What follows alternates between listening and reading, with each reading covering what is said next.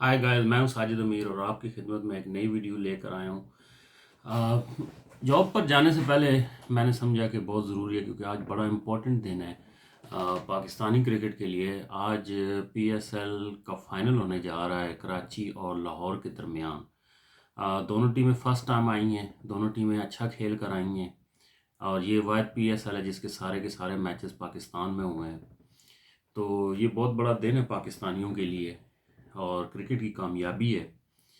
तो आज हम बात करेंगे लाहौर और कराची के बारे में और इन दोनों टीमों की परफॉर्मेंस के बारे में। लाहौर कलंदर की टीम इस वक्त बहुत सारे स्टार्स के साथ है, बहुत ज़्यादा फॉर्म में और बहुत आउटस्टैंडिंग परफॉर्मेंस कर रही है, जबकि उसके मुकाबले में कराची जो है वो उसके स्पेशली बॉलिंग के मामले में आमिर के अलावा कोई ऐसा बॉलर नहीं है जिसका बड़ा नाम हो या कोई उसने बड़ा परफॉर्मेंस की हो या कोई इंटरनेशनल प्लेयर हो। तो हम बात करते हैं इसके बारे में, इन दोनों टीमों ने दो मैचेस खेले हैं इस पीएसएल में एक दूसरे के खिलाफ। एक लाहौर कलंदर ने जीता है और जिसमें बेन डंक ने बड़ी आउटस्टैंडिंग परफॉर्मेंस दी थी। 99 रन बनाए थे 40 बॉल्स पे और एक वक्त पे ऐसा लग रहा था कि ये कराची किंग्स इजीली मैच जीत जाएगी, लेकिन बेन डंक ने तो कमाल कर दिया और उनके हाथ से अ, जीत छीन ली। दूसरा मैच हुआ कराची किंग्स के दरमियान और लाहौर कलंदर के दरमियान। दोनों टीमें ये समझा जा रहा था कि ज़्यादातर के कराची किंग्स के जीतने के चांसेस कम थे, लाहौर कलंदर जीत जाएगी जैसे कि उसने पहले परफॉर्मेंस की है। तो इसलिए लेकिन ऐसा नहीं हुआ। कराची किंग्स बहुत अच्छी प्लानिंग के साथ आई और उन्होंने बड़े आसानी से 10 विकेट से ये मैच जीत लिया। तो उससे ये अंदाज़ा होता है, मेरे भी ये देखने कराची किंग्स जो है बड़ी प्लानिंग के साथ खेल रही है, जबकि लाहौर कलंदर बहुत ज़्यादा गलतियां कर रही है। जैसा कि आपने पिछले मैच में देखा, मुल्तान सुल्तान के खिलाफ वो जीत तो गए, लेकिन उन्होंने बड़े 3 इजीली कैच छोड़े। एक फ़खर जमान ने छोड़ा, एक समत पटेल ने छोड़ा और एक और भी कैच छोड़ा। तो क्या आप मुझे ये बताएं कि बाबर आजम का या शर्जील खान का कैच छोड़ना जो है वो आप अफोर्ड कर सकते हैं? ऐसा नहीं कर सकते, आपको बेहतर प्लानिंग और बहुत ज़्यादा उसके साथ अच्छी फील्डिंग के साथ खेलना होगा। अच्छी फील्डिंग आपको 50% मैच जिता देती है। एक कैच ड्रॉप हो तो मैच का रिज़ल्ट इधर से उधर हो जाता है। तो ये बहुत बड़ी बात है कि अच्छी फील्डिंग हो तो मैच बंदा जीत जाता है। फिर अब आते हैं एक और चीज़ की तरफ कि मुल्तान सुल्तान जो हारा है उसने बड़ी गलती की है बीच में। मुझे समझ नहीं आता कि आपको इतनी ज़्यादा वो स्कोर्स चाहिए तो आपको क्या ज़रूरत पड़ी है कि आप हिटर्स को नीचे भेज रहे हो, खुद ऊपर आ रहे हो। शान मसूद को भी नीचे आना चाहिए था, रवि बुपारा को भी नीचे आना चाहिए था। खुशदिल शाह खुशदिल शाह बहुत अच्छा परफॉर्म कर रहा है, बहुत अच्छे लाइन में खेल रहा है। बड़े अरसे के बाद एक ऐसा लेफ्ट हैंडेड बैट्समैन देखने में आया जो बड़ा अच्छा खेलता है, जो वर्ल्ड क्लास बैट्समैन बन सकता है। ये पीसीबी की जिम्मेदारी है कि उसकी हिफाजत करे, उसको ब्रांड बनाए, क्योंकि उसको ज़ाया ना होने दें। ये नॉर्मली हम देखते हैं लेफ्ट हैंडेड बैट्समैन वो लेग की तरफ शॉट ज़्यादा खेलते हैं, जैसा कि शर्जील खान वो ऑफ पे स्ट्रगल करता है, लेकिन ये खुशदिल शाह बड़ी लाइन में आकर बड़े प्रॉपर तरीके से ऑफ साइड पर भी शॉट्स खेलता है, लेग साइड्स पे खेलता है, सिक्सेस भी मारता है, सिंगल्स भी लेता है। ठीक है, अफरीदी पहली बॉल पे आउट हो गया, कोई बात नहीं, हो जाते हैं आउट, लेकिन फिर भी मैच की डिमांड ये थी कि उसे ऊपर भेजा जाता इन दोनों को। जहाँ पर शान मसूद आया मसूद आया वहाँ पर इनको चाहिए था कि इनमें से एक को भेजते या दोनों को भेज देते, रवि बुपारा और उसको नीचे कर लेते। ये बड़ी इन्होंने गलती की है।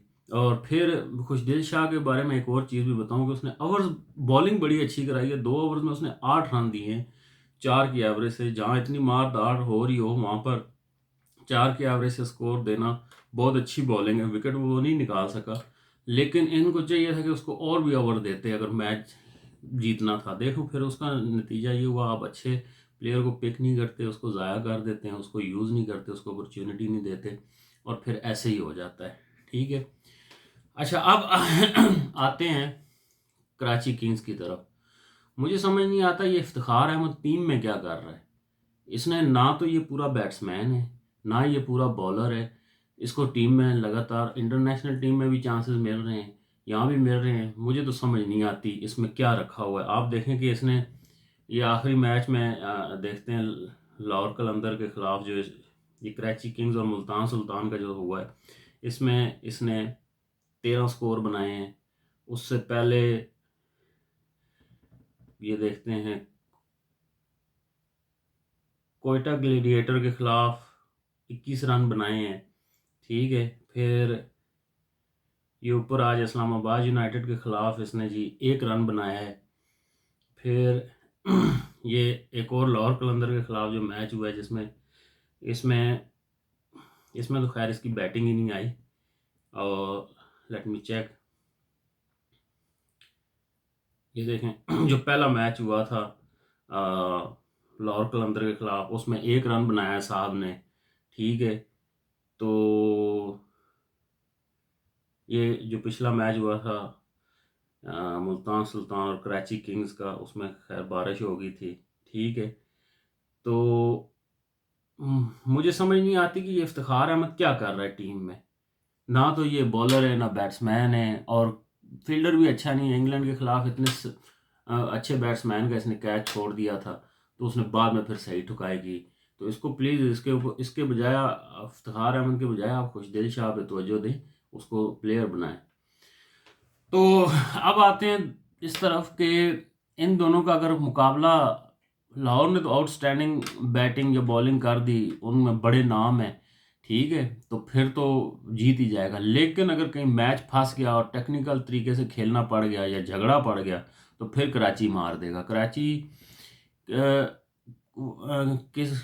टीम में एक बड़ी अच्छी बात है कि कौमी टीम के कप्तान बाबर आजम और उस कराची के अपने कप्तान इमाद वसीम दोनों खेल रहे होते हैं, तो दोनों आपस में एक दूसरे से मशवरा बहुत करते हैं, दोनों का एक्सपीरियंस शेयर होता है। तो इसलिए वो बड़ी प्लानिंग के साथ खेलते हैं। हाँ, कोई ऐसा कोई खिलाड़ी आ जाए जो आउट ऑफ कंट्रोल हो, जो एक ओवर में 2-3 विकेट्स निकाल जाए, या बेन डंक दोबारा अपनी वैसी इनिंग खेल जाए। हालांकि उनके पास पहले 7 नंबर इवन के डेविड वीजे जो है वो भी बहुत अच्छी बैटिंग कर जाता है।